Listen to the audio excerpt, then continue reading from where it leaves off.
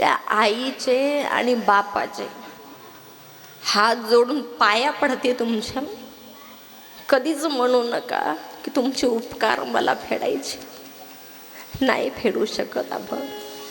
आपल्या अंगाची कातडी काढली, त्यांच्या पायात चपला म्हणून जरी घातली तरी नाही फेडू शकणार मायबाप. खूप काही करतात ते मायबाप तुमच्यासाठी, माझ्यासाठी. ती आई आपल्या लेकरासाठी काहीही करते मायबाप हो. कुठलंही कार्य असो. जगाच्या पाठीवर अशी कुठलीच आई जन्माला आली नाही की तिला वाटतं की माझ्या मुलाचं वाईट व्हावं. आली का? नाही. एक नाही जन्माला आली. एका स्त्रीने काबाड कष्ट केले आणि आपल्या लेकराला लहानाचं मोठं केलं. फार सुंदर दृष्टांत आहे.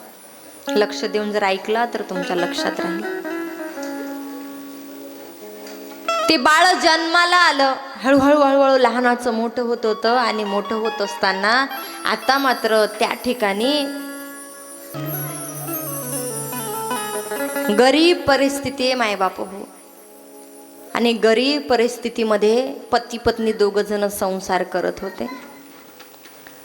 संसार करत असताना एक दिवस त्यांच्या जीवनामध्ये असा आला की मालक काहीतरी वस्तू म्हणजे बाजार करण्याकरता गेलेले आहेत. वाहनामध्ये बसावं, बाजार करण्याकरता जावं. गेल्याच्या नंतर तिथं दिवसभर त्या वडिलांनी बाजार केला आणि बाजार केल्याच्या नंतर सायंकाळच्या वेळेला घरी येणार. योगायोग असे घडले मायबाप हो. नेमका त्या वाहनाचा ऍक्सिडेंट झाला आणि बाप जाग्यावरती संपला. ती पत्नी घरामध्ये एकटी आहे. छोटंसं बाळ तिच्या जवळ आहे आणि त्या बाळाला घेऊन शेतामध्ये तिने दिवसभर काम केलं. सायंकाळच्या वेळी घरी आली.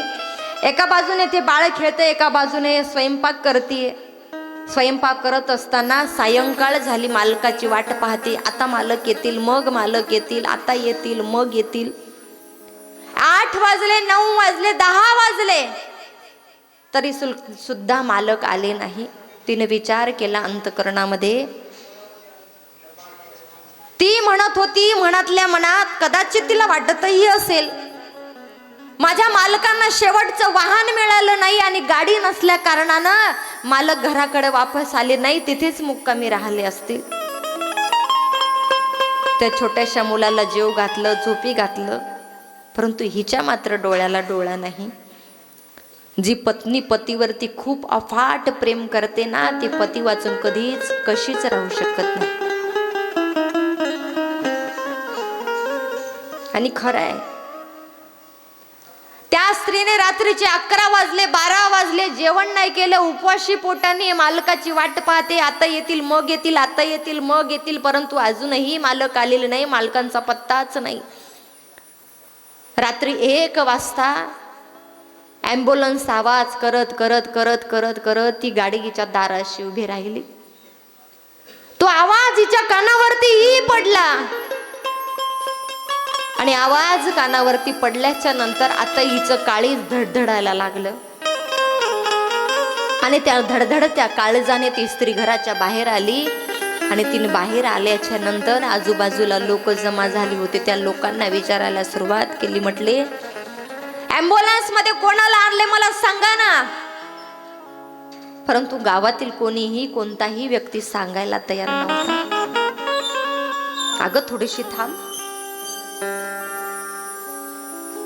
आणि एक वाक्य लक्षात ठेवा, आपल्या घरातला जर एखादा व्यक्ती बाहेर गेला असेल, त्याला वेळ झाला असेल, फोन लागत नाही, तिकडूनही फोन आला नाही, मोबाईल नॉट रिचेबल सांगतोय, शेजाऱ्या पाजाऱ्याला फोन करावा तेही उचलत नाहीत, कोणाचाच फोन लागत नाही, या वेळेला प्रत्येकाच्या मनामध्ये वाईटच येतं. काय झालं असेल, कसं झालं असेल, का मालक फोन उचलत नाही, शेजारी का फोन उचलत नाही, हे माणसाचं मन आहे. आता हिचंही मन वाईट विचार करत होतं. काय झालं असेल माझ्या मालकांना. ॲम्ब्युलन्स कडे जावं, बघावं, आजूबाजूच्या लोकांना विचारते काय झाले, परंतु कोणीही काहीच बोलायला तयार नाही.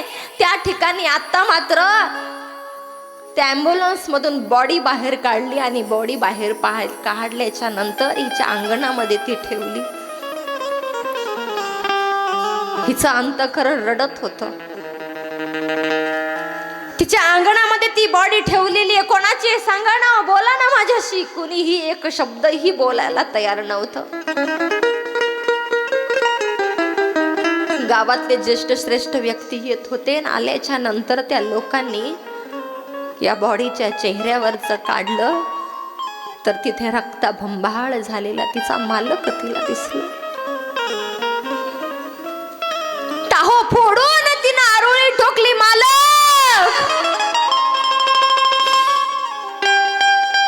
उठा ना, तुम्ही मला सांगा, एकदा मेलेला व्यक्ती जिवंत कधी झालाय का? कधीच नाही. टाहो फोडून रडत होती, मालक उठा ना, मालक उठा ना, परंतु मालक डोळे उघडायला तयार नाही. हा आवाज त्या छोट्याशा बाळाच्या कानावरती गेला. आवाज कोणाचा येतोय? माझ्या आईचा आवाज येतोय. धावत धावत धावत बाहेर आला आणि आल्याच्या नंतर पाहिलं तर आई रडतीये. लहान आहे ते बाळ, समजत नाही, उमजत नाही. काही लोकांनी त्या स्त्रीला पकडावं, बाजूला घेऊन बसावं. अगं रडू नको, धीर धर, धीर धर, रडू नको. परंतु एकदा सौभाग्य सोडून गेलं ना, त्या स्त्रीला विचारा तिची अवस्था काय. विचारा त्या स्त्रीला, ज्या स्त्रीला मालक नाही तिला विचारा तिची अवस्था कशी आहे. पांढऱ्या कपाळानं तिला फिरावं लागतं. तिला चार चौघात बसता येत नाही. तिला चार चौघात मोठ्याने हसता येत नाही. तिला गावात जर कुठला कार्यक्रम असेल तर तिला कधीच बोलवल्या जात नाही. अगं ही अपशकुनी आहे, हिला बोलवू नका, हिला कुंकू लावायचं नाही, हिचं काय काम आहे. तिला अपशब्द बोलल्या जातात. माई बाबा खरंच बोलल्या जातात. हे विधवा स्त्रीचं जगणं आहे. ती टाहू फोडून रडत होती. ते बाळ बाहेरून घरातून बाहेर आलं. बाप असं बॉडी पडलेली होती. ते लेकरू पळत पळत गेलं आणि पाहिलं कोण आहे. तसा बाप झोपलेला होता. ऐका त्या लेकराची अवस्था. ते लेकरू कधी बापाच्या हाताला धरत होतं, कधी पायाला धरत होतं, तर कधी तोंडाला धरत होतं. बाबा उठा ना, बाबा उठा ना. परंतु बाप बोलत नव्हता. इथं बसलेल्या काही काही मायांचे बाप निघून गेले असतील सोडून. त्यांना कळेल बापाचं प्रेम काय असतं. प्रत्येकाला नाही समजणार, नाही समजणार. ज्यांचा बाप सोडून गेलाय ना त्यांना कळेल बाप काय असतो, माय काय असते, त्यांची किंमत काय असते.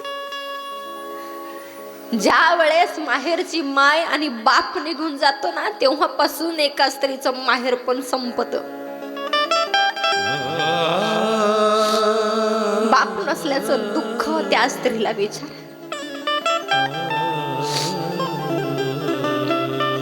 ते छोटस बाळ बोलत होतं, बाबा उठा ना.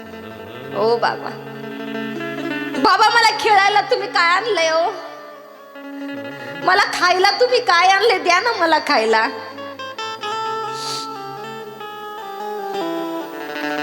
ती बॉडी हलत नाही, डुलत नाही. आजूबाजूला लोक बसलेली होते. त्या लोकांना बोलायला सुरुवात केली, उठवा ना कोणीतरी माझ्या बापाला, उठवा ना माझ्या बापाला.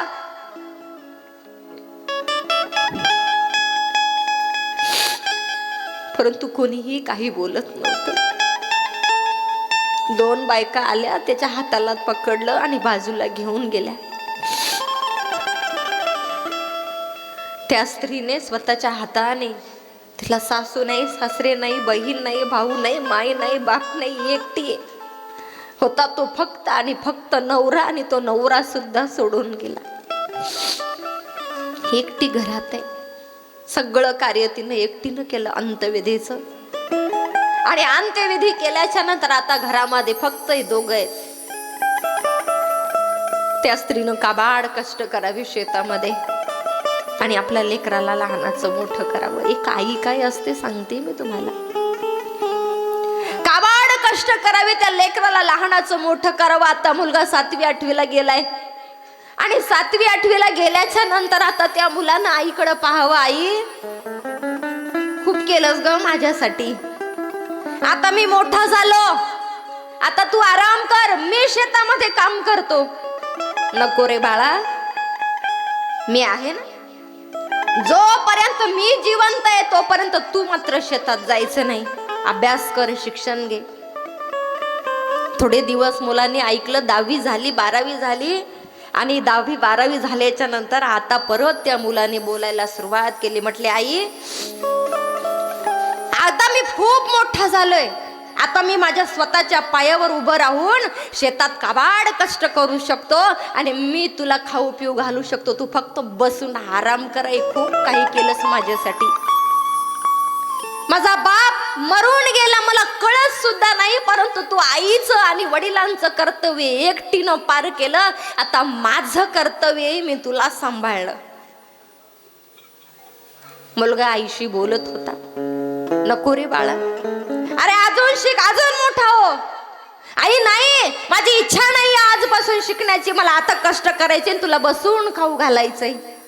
हे शब्द त्या आईच्या कानावरती पडले. आईला राग आला आणि आईनं उठल्या बरोबर त्या मुलाच्या कानाखाली दिली. तुला प्रेमाने सांगते, कळत नाही? अरे अभ्यास कर, मोठा हो, एवढा मोठा हो, एवढा मोठा हो की माझी सुद्धा अभिमानानं स्वाभिमानानं छाती फुगली पाहिजे की हा माझा मुलगा आहे आणि मी काबाड कष्ट करून माझ्या मुलाला उच्च शिक्षण दिलंय. मुलगा खाली मान घालून रडत होता.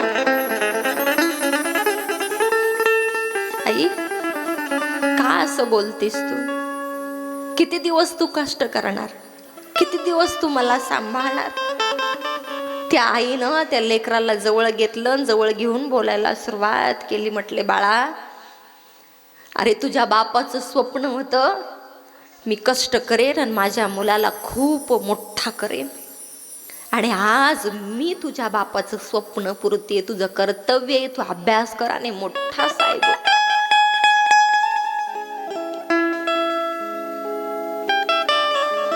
मुलाची 12वी झालीये. 12वी झाल्याच्या नंतर आता मुलाने आईला बोलायला सुरुवात केली. आई, मी शिक्षण घेईन, परंतु शिक्षण घेणं काही सोपी गोष्ट आहे का? पाण्यासारखा पैसा लागतो. कुठून आणशील तू एवढा पैसा? आई, आज जर मला ऍडमिशन जर घ्यायचं तर 2 लाखाची जोड लागेल. आहेत तुझ्याकडे पैसे? आई सांग ना.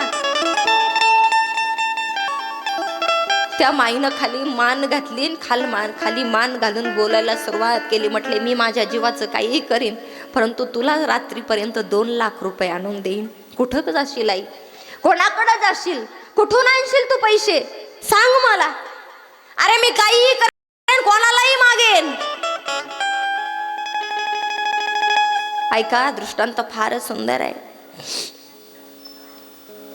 त्या माईनं गाडीमध्ये बसावं आणि गाडीमध्ये बसल्याच्या नंतर एसटीत बसून निघून गेलीये. एक लांबचा भाऊ होता. त्या भावाकडे गेली, भावाकडे विनंती केली, दादा, अरे मला रक्ताचा भाऊ नाहीये, परंतु मी तुला भाऊ मानतीये. माझ्या मुलाला आज 2 लाखाची जोड हवी. आज मला 2 लाखाची गरज आहे. कष्ट करेन आणि मी तुझे पैसे फेडीन, मला देणार आहे. परंतु माणसाची गरिबी म्हणजे एक प्रकारचा कॅन्सर आहे. मरून पाया दादा तुमच्या काय मागणे मागू, तुम्ही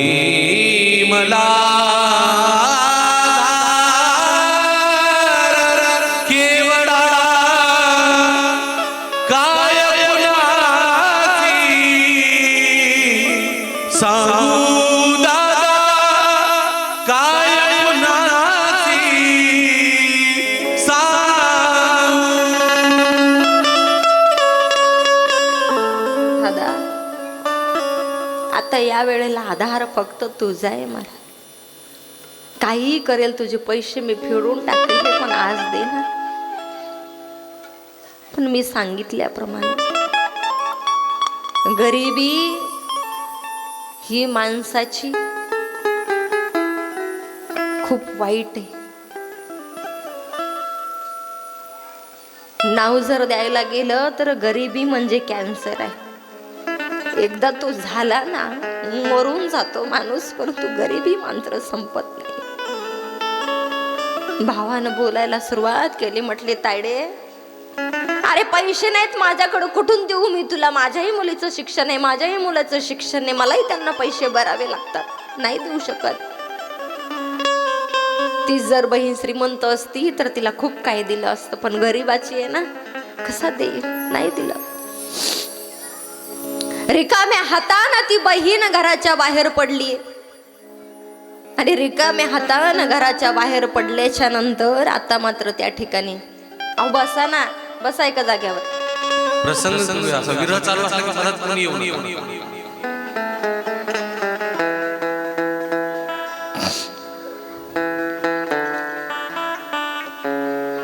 एकटी ती स्त्री घराच्या बाहेर पडलीये. घराच्या बाहेर पडल्याच्या नंतर अंतकरणामध्ये एकच विचार, कसेही करून 2 लाखाची जोड करायची, परंतु करू तरी कशी? मुलाला तर उच्च शिक्षण द्यायचंय, त्याला मोठं शिक्षण देऊन त्याला खूप मोठा साहेब करायचंय काय? ती स्त्री सायंकाळ होईपर्यंत तिथंच थांबली आणि अर्ध्या रात्री घराकडे आली. घराकडे आल्याच्या नंतर आता मात्र 2 लाखाचं बंडल हातामध्ये घेतलं आणि 2 लाखाचं बंडल घेऊन पोराच्या हातात दिलं. बाळा घे पैसे, जा, तुला कुठे शिक्षणाकरता जायचंय, शिक्षण घे, अभ्यास कर आणि मोठा साहेब होऊन ये. मुलाने 2 लाख हातात घेतले आणि त्या पैशाकडे पाहिलं. आई कुठून आणलेस ग पैसे? मुलाच्याही मनात प्रश्न होता, कारण की घरात चूल कशी बशी पेटत होती आणि 2 लाख जोडणं म्हणजे सोपी गोष्ट नाही गरीब व्यक्तीला. आई कुठून आणलेस सांग ना, तुला काय करायचंय बाकीच्या गोष्टीची, घे पैसे, जा तू अभ्यास करायला आणि आत्ताच्या आत्ता जा.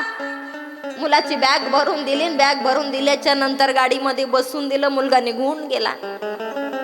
मुलाचं शिक्षणाला सुरुवात झाली. खूप अभ्यास केला, त्याला श्री गरिबीची जाणीव होती आणि अभ्यास केला आणि मोठा साहेब झाला. आईला कधी मधी पत्र लिहायचं, आई कशी आहेस, बरी आहेस का? मी हे छान आहे, वेळेवर जेवण करत जा, स्वतःची काळजी घेत जा. मुलाने पत्र लिहायला सुरुवात केली. आईने ते पाहावं, मुलाची आठवण येते, परंतु त्या पत्राला पाहावं, काळजाशी लावावं आणि टाहो फोडून रडावं. बोलवत नाही ती कधीच. आता मात्र ही म्हातारी झाली. 2 वर्ष झाली, 4 वर्ष झाली, 5 वर्ष झाली, मुलाचा पत्ता नाहीये आणि आता तर मुलाचं पत्र सुद्धा येत नाही. वाट पाहतीये ती, परंतु तिचं लक्ष मात्र दाराशी आहे. वयस्कर झाली, बाजेवरती पडलेली आहे. बाजेवरती पडल्याबरोबर रोज तिच्या मनामध्ये एकच ध्यास, आता तरी माझा मुलगा मला भेटायला येईल, उद्या तरी माझा मुलगा मला भेटायला येईल, परवा तरी माझा मुलगा मला भेटायला येईल. महिने निघून जात होते आणि कित्येक महिने निघून गेल्याच्या नंतर आता मात्र एक दिवस असा उजाडला, 4 गाड्या समोर आहेत, 4 गाड्या मागे आणि मध्ये त्या मुलाची गाडी. मोठा डिवाइस पी झालाय, लाल दिव्याच्या गाडीमध्ये बसून आला आणि लाल दिव्याच्या गाडीत बसून आल्याच्या नंतर ह्या म्हातारी आजीनं पाहिलं. घरात पडल्याबरोबर कोणीतरी माझ्या दारात आलंय. कोण आलं लक्षात आल्याबरोबर आता मात्र हिनं बाजेवर पडल्या पडल्या त्या धुंदक डोळ्यातून पाहायला सुरुवात केली. कोण आलंय बरं, कोण आलंय बघावं तरी. हिनं बघायला सुरुवात केली. धुंदक कदाचित माझा मुलगा असावा. हिनं काठी टेकट बाजेतून उठावं, अंगणात यावं, 2 पायऱ्या उतराव्या. तोपर्यंत त्या मुलानं पाहिलं ही माझी आई आहे, ही माझी आई आहे. आजूबाजूला माग 4-5, समोर 4-5 माणसं उभी होती, बॉडीगार्ड. ते पकडायला जात होते, परंतु यांनी बोलावं, अरे ती माझी आई आहे, मी जाणार तिला पकडायला. मुलगा धावत धावत धावत गेला आणि आईला सावरलं आणि आईच्या गळ्याला मिठी मारली. किती आनंदाचा क्षण आहे बघा तुम्ही.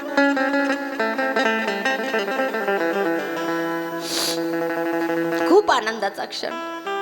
आईच्या गळ्याला मिठी मारली, आईच्या दंडाला धरावं, आईच्या दंडाला धरून आईला पकडून घरामध्ये घेऊन यावं. आता ती माय बाजेवरती बसली आणि तो मुलगा खाली बसलाय पायाशी तिच्या. दोघं गप्पा मारतायत एकमेकांशी. आई माफ कर, मला चूक झाली माझी.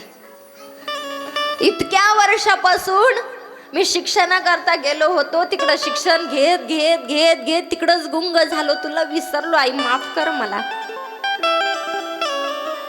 मी आलोय ना तुला भेटीला. अरे काही हरकत नाही बाळा. त्या म्हाताऱ्या खरबड हाताने लेकराच्या तोंडावरून हात फिरवावा, प्रेमाने मायेने. दोघी एकमेकांकडे पाहत होते. ती म्हातारी आई म्हणत होती, बाळा तू एवढा मोठा झालास, तुझ्या माग 4 गाड्या, समोर 4 गाड्या, एवढे सगळे माणसं तुझ्या मागे पुढे फिरतायत, एवढा मोठा झाला. हो आई मी एवढा मोठा झालो. तुझं स्वप्न होतं ना मला मोठं करायचं, मी आज मोठा झालो. खूप मोठाच आहे. तुझं स्वप्न पूर्ण केलं आई. रात्र झाली, काय खाशील रे बाळा? आई आज काहीच करायचं नाही, मी सोबत स्वयंपाक घेऊन आलोय, तेच खायचं.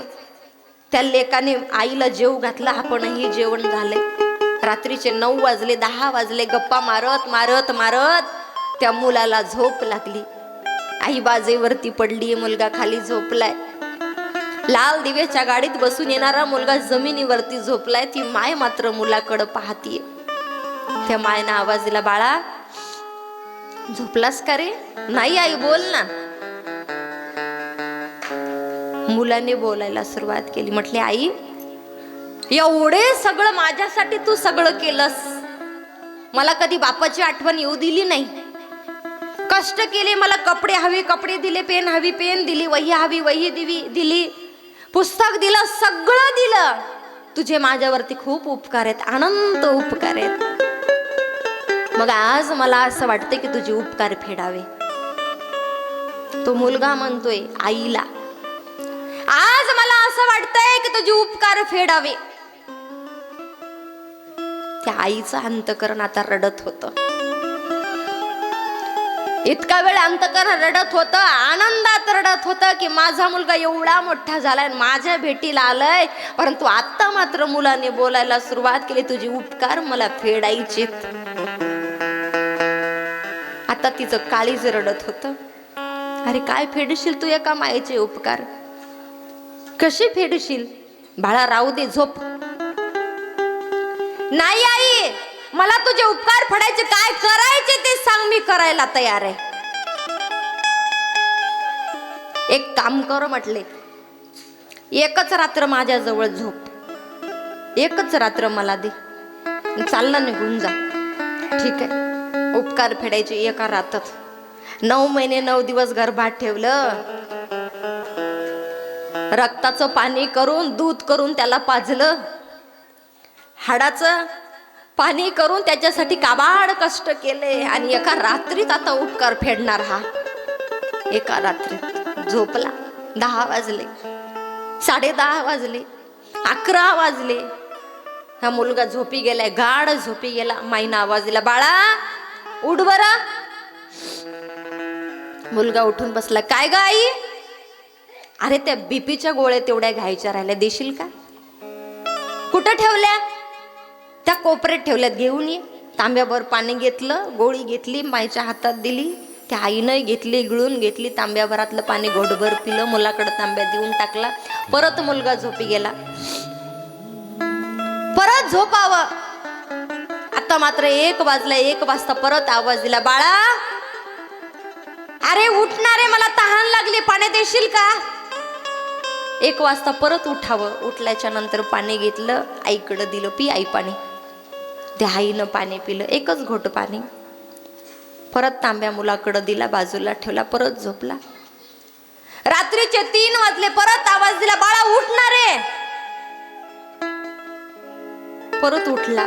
काय ग आई, सतत उठवत राहतीस, का उठवतीस मला? अरे तहान लागली, पाणी दे ना. परत पाणी दिलं. त्या आईनं तांब्यातलं पाणी गोडभर पिलं आणि पिता पिता तिचा हात हल्ला आणि हात हल्ल्याच्या नंतर त्या बाळाच्या अंथरुणावरती पाणी पडलं. अंथरुणावरती पाणी पडल्याबरोबर या मुलानं चिडायला सुरुवात केली. काय ग आई, किती वेळचं बघतोय मी?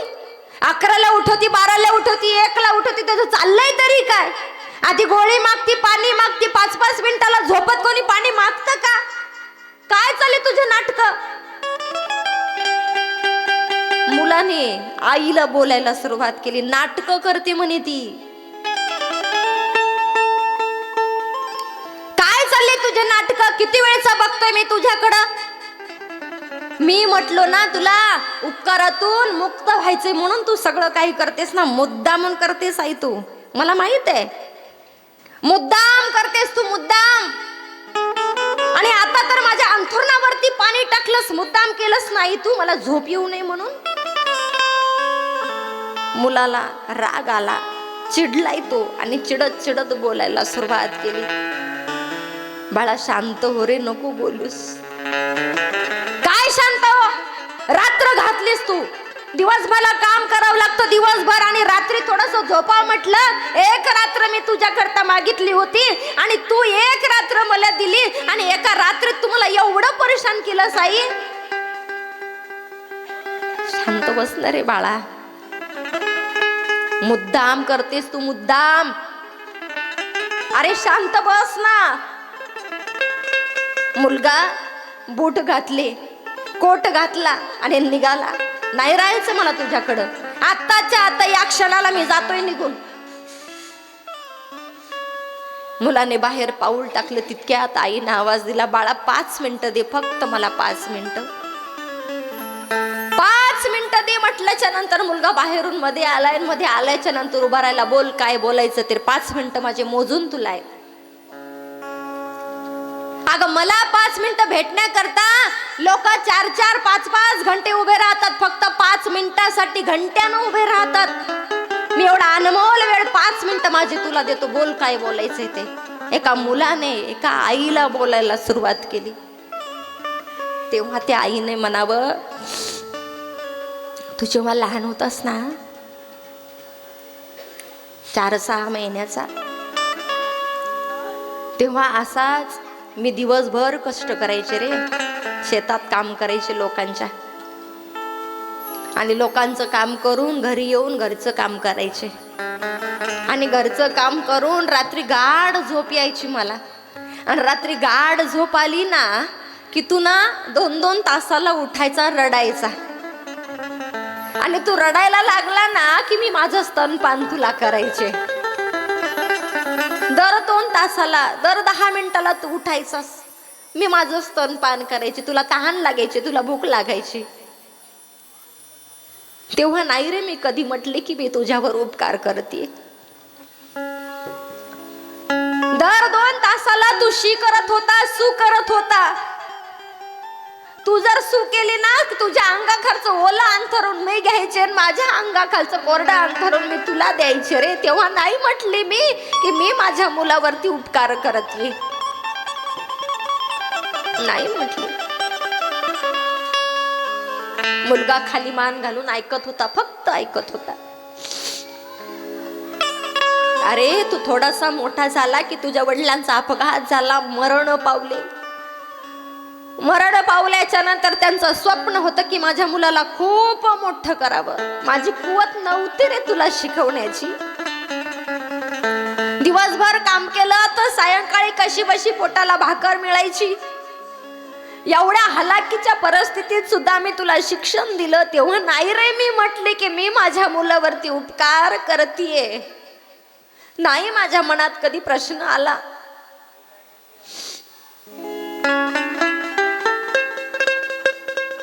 अरे ज्या वेळेस तुला शिक्षण घ्यायचं होतं ना,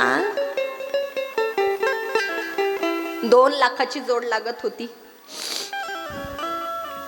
तू म्हटला होतास मला आई 2 लाख रुपये लागतील. अरे गेले मी माझ्या चुलत भावाकडे मागायला, परंतु माझ्या चुलत भावाने 1 रुपया सुद्धा मला दिला नाही. काय? कुठून आणलेस तू 2 लाख रुपये? सांग ना, कुठून आणलेस तू 2 लाख रुपये? तेव्हा त्या आईनं सांगायला सुरुवात केली. म्हटले रात्रीचे 12 वाजले होते मला यायला, आठवते? हो आई, 12 वाजले होते यायला, अंधार झाला होता. का वाजले होते माहितीये तुला?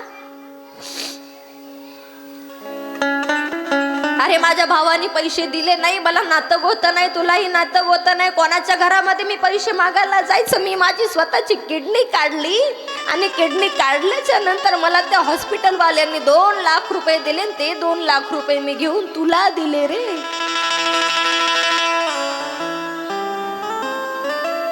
आता त्याला कळालं खरं आईचे उपकार काय असतात. त्या 2 लाखांवरती आज तू एवढा मोठा साहेब झालास. आणि हेही तुला आठवत असेल की त्या रात्री मी तुला घरी राहू दिलं नव्हतं, लगेच पाठवलं होतं बॅग भरून. आठवलं त्याला का? माझ्या पोटाचे टाके जर पाहिले तर तू प्रश्न करशील, आई काय झालंय तुला? का तुझ्या पोटाला कट झालेलं दिसतंय? का शिवलेलेचे टाके दिसतायत? का पट्टी दिसते? प्रश्न तू मला करशील. म्हणून मी लगेचच्या लगेच तुला शिक्षणाकरता पाठवलं. तुझ्या वडिलांचं स्वप्न होतं पूर्ण करण्याचं.